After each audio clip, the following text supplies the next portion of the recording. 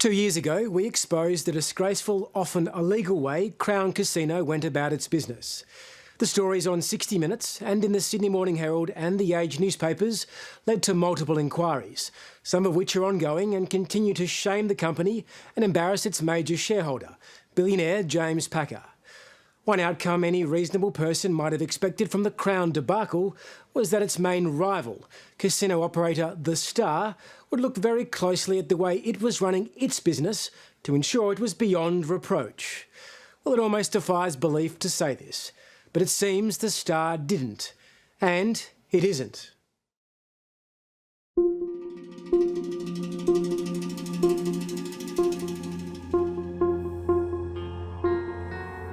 There's usually only one sure bet when you're playing the pokies. You'll end up losing. But that didn't seem to bother Mende Trzaskowski. At Sydney's The Star Casino, in the last 14 years, the mostly unemployed man pumped an eye-watering $175 million through its machines. In return for his huge business, the casino treated him like a king and showered him with luxury gifts, free penthouse stays, food and booze. Star let this player sit sometimes for up to 9 hours on a pokies machine in one go, an unemployed man turning over millions and millions and millions of dollars. On a pokies machine, wow, that is a huge player by any standards. Trzaskowski might have been a star at The Star, but why didn't the casino question where his money was coming from? Casino industry analyst Ben Lee says prioritising greed over good governance is a major failing.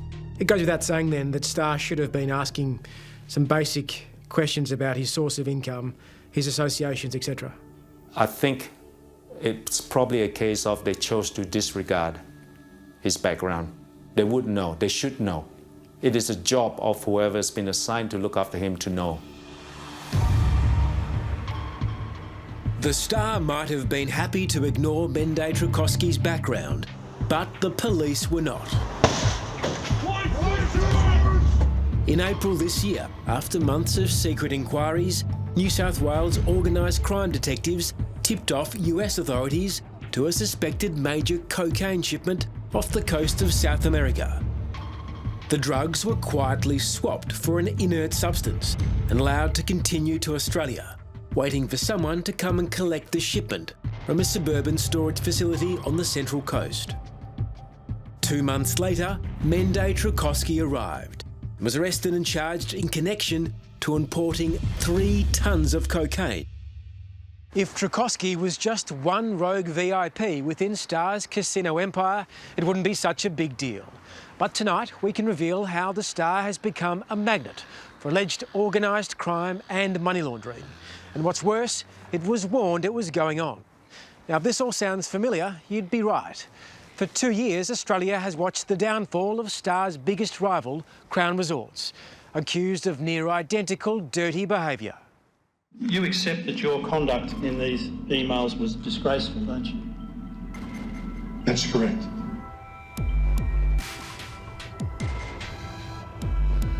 The multiple inquiries into Crown and its humiliated major shareholder James Packer began after revelations on 60 Minutes in 2019. That in its haste to woo China's gambling whales, Crown had partnered with Asian gangsters and facilitated massive money laundering in its casinos. Do you think Crown cares that some of its junket operators are known organised crime figures? The power of the dollar. No. Rather than seeing Crown's shame as an incentive to quietly clean up its own casinos in Sydney, the Gold Coast and Brisbane, Star instead spied a new business opportunity. Earlier this year, its CEO, Matt Beckier, boasted the company might want to take over Crown Resorts. What we really liked was the idea to create the BHP of Australian gaming, hospitality and entertainment. While Beckier presented his company as the saviour of Australia's gaming sector, the truth was it was also dirty. You turned your blowtorch onto Crown very recently with great effect. Why has it taken so long to get to Star? We've been very busy, obviously, with the Crown. It's taken a lot of our time, but we've now thought it was an appropriate time to carry out a review of the operation of the Star, and so we're underway. Philip Crawford is the chairman of the New South Wales Gaming Regulator, and he set up the Bergen inquiry into Crown Resorts. Crown Unmasked. But last month, with a lot less fanfare, his office also announced it was looking at the licence of the Star Casino in Sydney. And as a measure of its importance, Adam Bell SC, the man who'd so clinically eviscerated the Crown executives, was put in charge. I think we're concerned about some things that have happened in the industry, highlighted by the investigation into the Crown, and we want to investigate the extent to which, if at all, they have been part of the business of the Star. Just a few weeks ago, the New South Wales Police arrested a man in conjunction to a 3-tonne cocaine importation. Turns out he's been gambling turnover hundreds of millions of dollars as a pokies player at Star with no real source of genuine large income. Isn't that a clear, strong example that something's been terribly amiss at Star? If that's all correct, then absolutely. But you can be assured that if that's occurred, that will be something that Adam Bell will be investigating and part of his report to our authority. But if that's been occurring for years, well, why has it been occurring for years? It seems to be coming, your inquiry, potentially a little too late for lots of these egregious examples. You say it's been happening for years. I have no knowledge of that. We don't know that. And if it's as bad as you say it is, then that's certainly something they should have reported to us. There are many very disturbing cases of questionable behaviour by Star in Sydney and Queensland. Take John Curry, for example. He's underworld identity Mick Gatto's best mate and business partner. And a simple Google search shows he's been on the radar of organised crime fighters for years. In fact, the New South Wales Police Commissioner was so concerned, he banned Curry from entering the Star in Sydney. However, that was no real punishment, because the Star Gold Coast then welcomed him through their doors. They even gave him expensive gifts and gambling credits in return for the millions of dollars he was bringing into their accounts. If you suspect that people who are coming into your organisation, they're not coming there to gamble, but they're coming there to somehow transact money, that should itself raise some red flags. Cameron Watts is a former senior federal police officer specialising in financial crime investigations. Should John Curry be someone who Star was welcoming through its doors in Queensland? I think anyone that has raised red flags in one part of an organisation, you would expect that information to be shared amongst the group. Star is a large group. It's not, they're not isolated business entities. The amounts of money aren't small. 4 years ago, state and federal policing agencies set up an operation codenamed Northern, in which looked at suspicious deposits made into John Curry's Star Gold Coast casino account. It found $39 million had moved through this account over 7 years.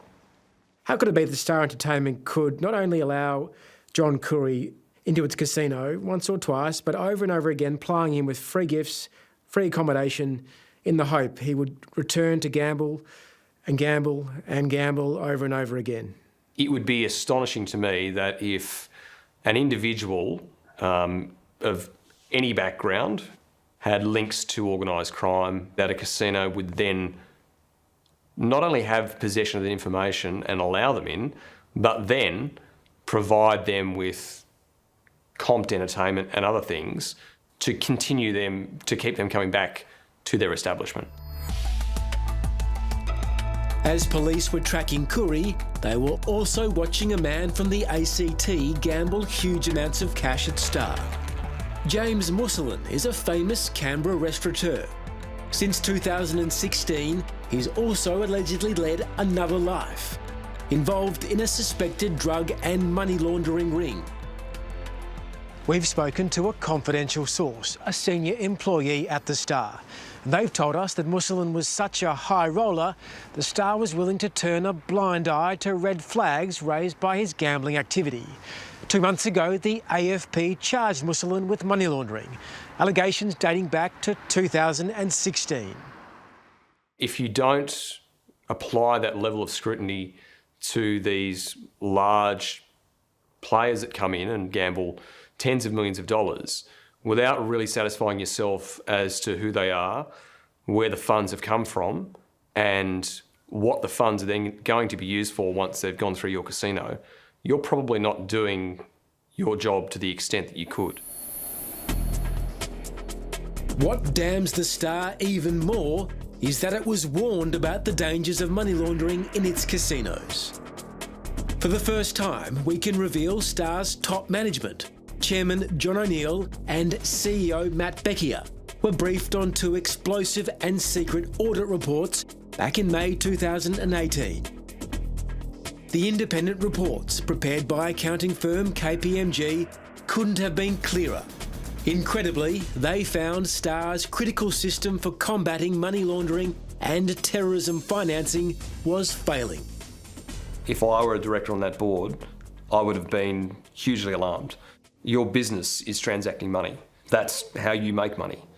And if your controls that relate to ensuring that the funds that are coming in and out of your organisation are legitimate or not were failing, that should have been the first item that the board spoke of in their next meeting.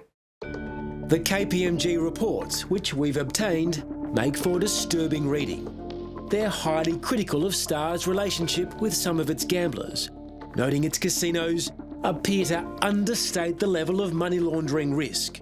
The reports also warn Star of the serious dangers of its failure to not assess terrorism financing as required, and is scathing of the inadequate resourcing in place to operate the anti-money laundering program.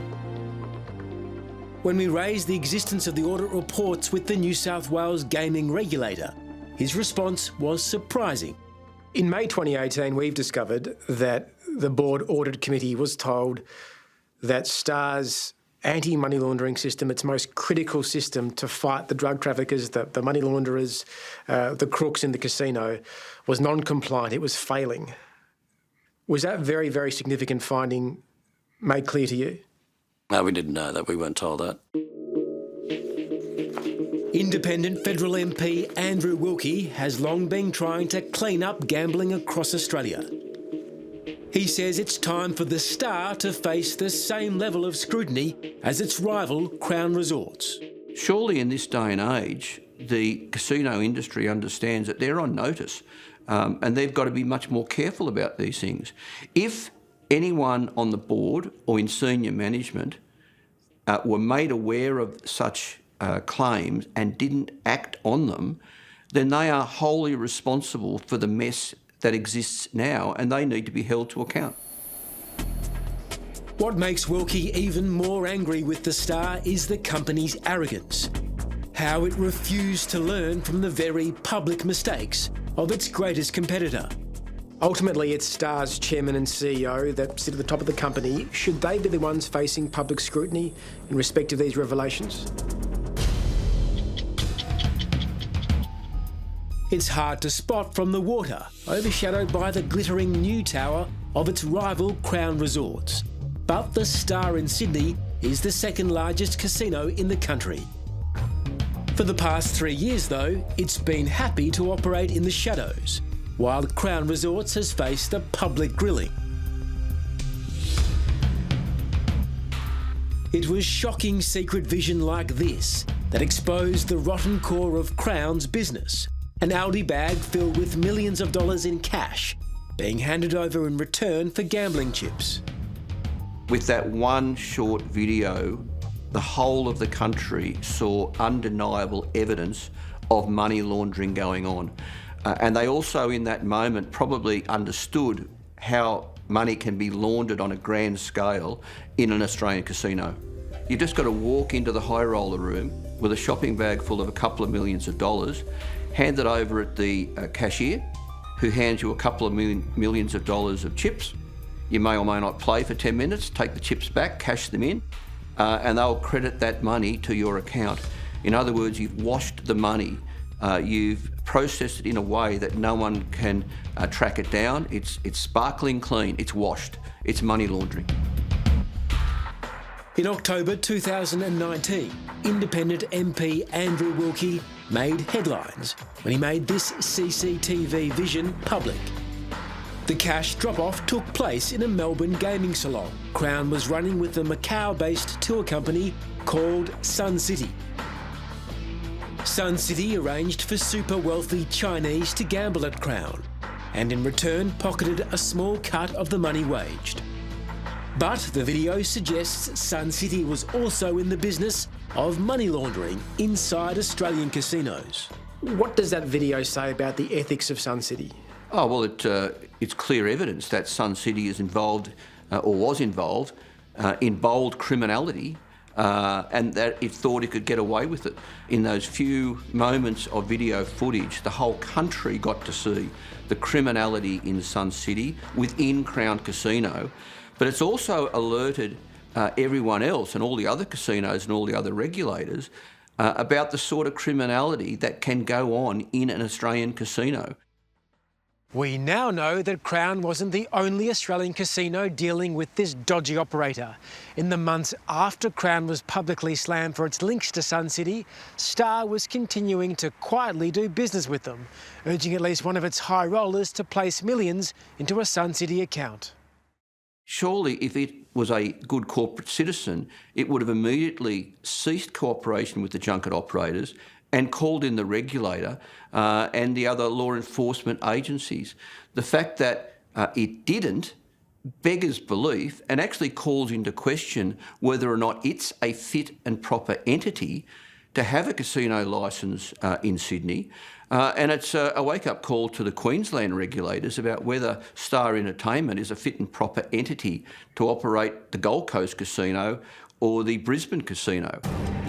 The fact the Star was willing to work with Sun City is galling. But it's not the only dubious foreign entity Star's been doing business with. We can reveal that 2 years ago, Australia's spy agency ASIO uncovered that Star had been exploited by suspected foreign agents. It identified at least 6 high rollers with links to the Chinese government who had used Star to move people and money into or around Australia. The most notable of the 6 was infamous billionaire and accused foreign agent of influence Huang Xiaomo, who was stripped of his Australian residency in 2019. Also on the list was Ming Chai, the cousin of Chinese President Xi Jinping, and Tom Zhao, a ruthless Chinese crime boss. These men moved tens of millions of dollars through Star's casinos. Star has been engaged in some of the practices that Crown was involved in. They have the same grey transactions that Crown had. Grey transactions, why are they grey? Because technically they are skirting the money laundering regulations and reporting requirements. It seems the Star went out of its way to attract any Chinese gambler with money, offering them a secret service too good to refuse. To help stop the prying eyes of government authorities, the company let the Chinese gamblers use special Chinese banking cards to withdraw vast sums of money from their hotel lobbies. The gambling money would be disguised as a hotel expense, making it impossible to track. Gaming analyst Ben Lee says Star's use of this suspect arrangement until 2018 was brazen. Should it have been obvious to Star that it was highly dodgy? Oh, absolutely. I mean, the fact that they allowed the withdrawal of cash by hiding it as hotel payment tells you that it is that they are aware that it is illegal. Who do you think would have known about it at Star? Look, it would have gone all the way to the top. Somewhere along the line, the whole structure, the whole management has got to approve the ability to cash out huge amounts of money through these hidden transactions. Blind Freddy could have seen what Star perhaps was refusing to see, that there were significant organised crime risks with the way it was transacting its business. Oh, absolutely. And in fact, I would lay half the blame at the feet of the regulators for not ensuring tighter oversight. Star's CEO Matt Beckier declined to be interviewed for 60 Minutes. But last Thursday, a day after we sent him a detailed list of questions, he did appear at a business conference, saying he welcomes scrutiny of the Star. Look, the regulatory focus on particularly anti-money laundering and anti-terrorism financing, we welcome that. That's a good thing. Nobody wants to do business with people like that. While he's happy to ignore our inquiries, Beckier won't be able to avoid the questions of the New South Wales gaming regulator quite so easily. If Star has done those things, will you throw the book at them? In the heart of Melbourne, behind a painted red brick wall, is a notorious brothel. 39 Tope has been repeatedly implicated in sex slavery and organised crime investigation. You'd think the brothel's owner, a man called Simon Pan, would be the sort of undesirable a casino would want to stay well away from, but not Star. Police believe Pan and Star had a business relationship, which involved him sending it high rollers. According to financial intelligence agency Austrac, Simon Pan was a junket tour representative at the Star. And it was so concerned about his dubious activities at the casino, it briefed other law enforcement agencies about it. But Pan's business with the Star shouldn't come as a shock. We reported 2 years ago he had an almost identical relationship with Crown. Simon Pan, alleged human trafficker, brothel owner. He was also a junket tour representative at Star. What questions in your mind does that raise? Well, we've already taken undertakings from both casinos that the junket operations have come to an end, so that's not happening. Isn't that a bit of a cop-out? Yeah, they've ceased recently, but in the years before that, this bloke, Simon Pan, was doing business there very freely. Are they going to be held accountable for that relationship? Well investigated. The whole of the junket operations and their link to these casinos needs to be understood a bit better, and that'll be investigated. Philip Crawford is the head of the New South Wales gaming regulator and has announced a review of the Star's licence in New South Wales. The question, though, is why has it taken so long? We've discovered significant criminal infiltration of Star. Alleged organised crime figures, alleged drug traffickers, alleged human traffickers, alleged foreign agents, all happening on your watch. How can this be? Well, you say it's alleged. We are, at the moment, going through a thorough program and process of inquiry into their business operations, and I'm not going to second guess, but we are imposing our inquiry onto them. It's a very serious inquiry, and to the extent there has been malfeasance, then we need to understand that and deal with it. Philip, respectfully, you keep saying the Bergen inquiry was the wake-up call for yourselves and the industry around the criminal infiltration of casinos and other serious issues.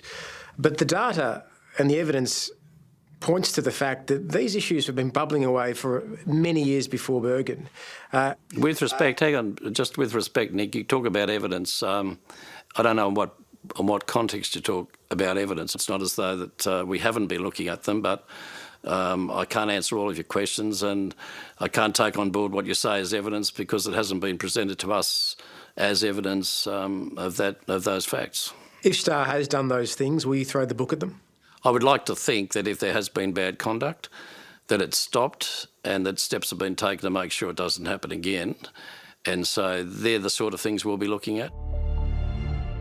The review into Star's licence in Sydney should be a long one, given the evidence we've amassed.